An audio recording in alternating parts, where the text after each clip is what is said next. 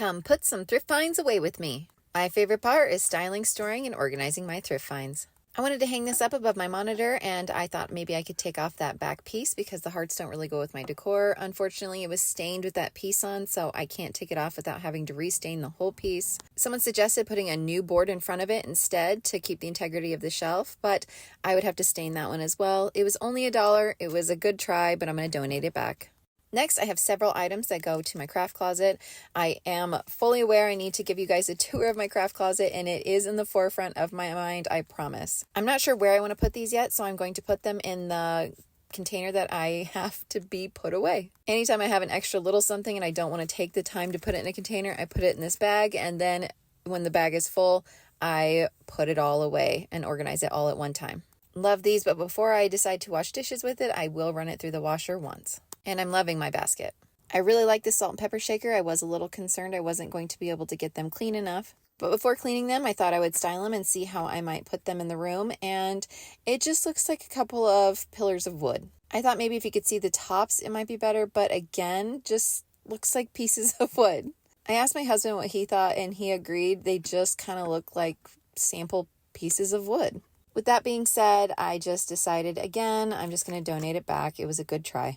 Since Father's Day is coming up soon, I'm going to put that card in the craft closet, in the gift container, and this is also an item that I plan to regift. It was a brand new cutting board and a new wooden spoon. It also had these recipe cards and the ribbon. I am going to go ahead and donate the recipe cards back because I don't plan on using them. The spoon wasn't wrapped, and so it did need to be washed, and so I did wash that ahead of time, and so I can put that with the covered cutting board, and I can put those in the gift bin in my craft closet. I will also save this little maroon ribbon. I bought these buttons for a few pieces inside, and so I will show you those. But of course, we have button containers in the craft closet as well, and so I am going to go ahead and organize the buttons just because I have to go through them anyway. So after I put these items away, I will grab the buttons. Believe it or not, I'm not that crafty, but my kids love to do art projects. So I have a main button container, and then I have all of the smaller colored ones divided up so they're easy to go pull a color that you might need. My daughter has sewn a few pieces of clothing as well and used some items from here. Yes, she can sew and I cannot. So I started going through the bag, and there were some other items in here like these little felt dots. I think I ended up keeping those as well. These wooden cylindrical buttons, I have seen those before. My grandma had some on a shirt she made in the 70s.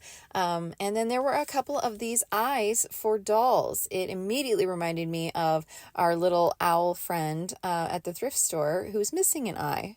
The main reason I bought this bag, though, was for this little gold detail. I wanted to put some of them on my trinket shelf. I also thought this large button would look cute on it. And since these buttons remind me of my grandma and they're made of wood, I thought I'd put a couple of those on my trinket shelf as well.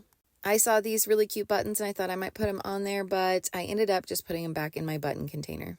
I also saw someone said that these were for vintage ornaments, and so I'm going to save a couple to use for vintage ornaments. I tried getting this owl to stand up to put on the trinket shelf. I had an idea of putting a button through the back of it and seeing if it would stand that way. And I think it normally would have, but the little branch at the bottom was getting in the way, so it didn't work out. I also have all of these new trinkets to put on my shelf.